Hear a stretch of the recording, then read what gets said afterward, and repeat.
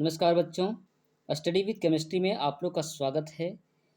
जैसा कि बच्चों पिछले लेक्चर में हम लोग डिस्कवरी ऑफ सब एटॉमिक पार्टिकल्स के बारे में देखे थे कि किस तरह से इलेक्ट्रॉन का डिस्कवरी किया गया, किस तरह से प्रोटॉन का डिस्कवरी किया गया और किस तरह से हमारा न्यूट्रॉन का डिस्कवरी किया गया। ठीक है, जब तीनों सब एटॉमिक पार्टिकल का डिस्कवरी हो जाने के बाद हम लोग ने इसके स्ट्रक्चर को देखने का प्रयास किए, जो कि हमारे सबसे पहला जो मॉडल हमारा था एटॉमिक मॉडल, वो हमारा जे थॉमसन साहब दिए। उसके बाद हमारे रदरफोर्ड साहब आए। ठीक है, तो इस तरह से हम लोगों ने एटॉमिक मॉडल के बारे में भी देखा। एटॉमिक मॉडल में हम लोग क्या देखें कि इलेक्ट्रॉन, प्रोटॉन और न्यूट्रॉन का एटम्स के अंदर किस तरह से इसका अरेंजमेंट होता है। ठीक है, इसके बारे में हम लोग बात किए, इसका स्ट्रक्चर क्या होता है एटम का। आज की इस क्लास में हम लोग एटॉमिक नंबर और मास नंबर की बात करेंगे। ठीक है, एटॉमिक नंबर क्या होता है और हमारा मास नंबर क्या होता है। तो चलिए हम लोग स्टार्ट करते हैं। The presence of positive charge on the nucleus is due to the proton in the nucleus. ठीक है, जो न्यूक्लियस में हमारा पॉजिटिव चार्ज होता है वो हमारा प्रोटॉन के कारण होता है। ठीक है, as established earlier, the charge on the proton is equal but opposite to that of electron। ठीक है, बहुत पुराने समय से इस्टेब्लिश किया गया था कि चार्ज जो प्रोटॉन का होता है जस्ट ऑपोजिट उसका चार्ज इलेक्ट्रॉन में होता है। जैसा कि प्रोटॉन हमारा पॉजिटिवली चार्ज होता है तो वहीं इलेक्ट्रॉन हमारा नेगेटिवली चार्ज होता है। ठीक है, दोनों एक दूसरे से ऑपोजिट होता है। The number of protons present in the nucleus is equal to atomic number. जितना नंबर ऑफ प्रोटॉन्स हमारे न्यूक्लियस में होता है उसको हम लोग क्या बोलते हैं, एटॉमिक नंबर बोलते हैं, जिसको हम लोग जेड से डिनोट करते हैं। ठीक है, for example the number of protons in the hydrogen nucleus is 1। Hydrogen के न्यूक्लियस में एक प्रोटॉन होता है। इन सोडियम, सोडियम में हमारा एक 11 होता है। प्रोटॉन जो होता है, नंबर ऑफ प्रोटॉन जो है वो हाइड्रोजन में एक होता है लेकिन सोडियम में हमारा 11 होता है। Therefore their particle their atomic numbers are 1 and 11 respectively.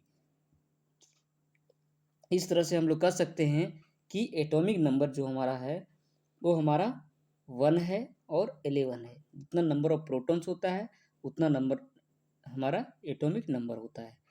In order to keep electrical neutrality, ठीक है, एटम्स के इलेक्ट्रिकल न्यूट्रलिटी के लिए the number of protons in an atom is equal to the number of protons.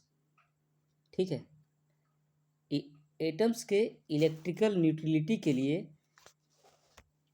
Number of protons in an atom is equal to the number of electrons in an atom is equal to the number of protons. ठीक है, जितना number of electron होगा उतना number of proton होगा। ठीक है, for example number of electrons in hydrogen atom and sodium atom are 11 and 1 and 11 respectively. जिस तरह से नंबर ऑफ प्रोटॉन हम लोग देखें हाइड्रोजन में हमारा 1 है, वहीं हमारा इलेक्ट्रॉन का यदि बात करें तो हाइड्रोजन में हमारा 1 होता है। ठीक है, एटॉमिक नंबर हमारा जेड से हम लोग डिनोट करते हैं। एटॉमिक नंबर हमारा क्या होता है, number of protons in the nucleus of an atom. ठीक है, जितना नंबर ऑफ प्रोटॉन्स हमारे न्यूक्लियस में होगा उतना ही हमारा एटॉमिक नंबर होगा। ठीक है, और equal to number of electrons in a neutral atom.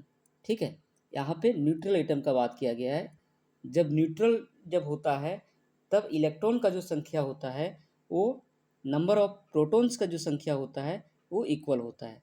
Number of electrons equal to number of protons. ठीक है, न्यूट्रल एटम में यदि वहीं हमारा चार्ज एटम यदि हम लोग बात करें तो number of protons does not equal to number of electrons. ठीक है, जब हमारा वैलेंस शेल से एक इलेक्ट्रॉन निकल जाएगा, 2 इलेक्ट्रॉन निकल जाएगा, तो उस स्थिति में क्या होता है, नंबर ऑफ प्रोटॉन्स और नंबर ऑफ इलेक्ट्रॉन्स इक्वल नहीं हो सकता है। लेकिन वही न्यूट्रल एटम का यदि हम लोग बात करें, जिसमें कोई चार्ज नहीं होता है, तो वैसे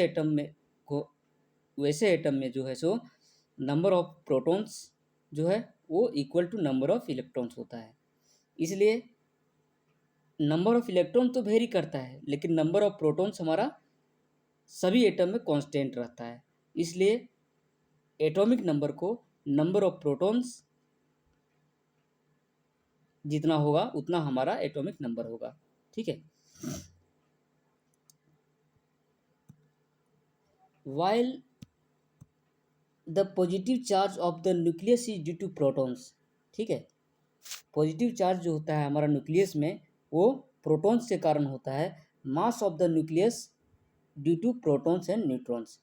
न्यूक्लियस का जो मास जो होता है वो क्या होता है, प्रोटॉन के कारण होता है और न्यूट्रॉन के कारण होता है। ठीक है।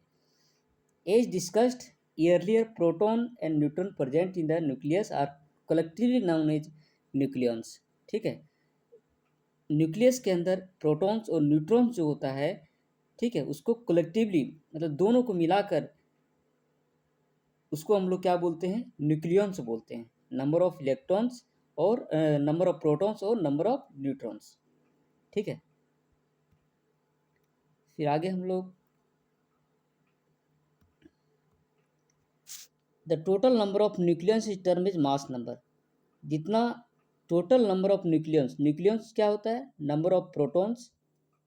ठीक है। Number of protons plus number of neutron, इसको हम लोग क्या बोलते हैं, मास नंबर बोलते हैं।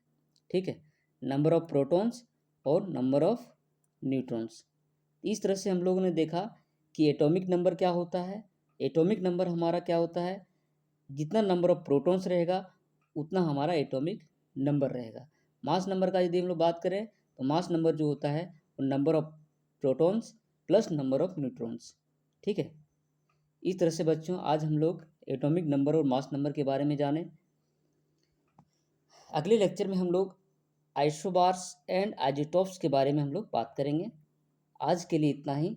तब तक के लिए नमस्कार। यदि हमारे चैनल में आप लोग नए हैं तो हमारे चैनल को सब्सक्राइब कर लें और बेल आइकन को ज़रूर से ज़रूर दबाएं, ताकि जितने भी नए वीडियोस अपलोड करें आप तक नोटिफिकेशन पहुंच सके।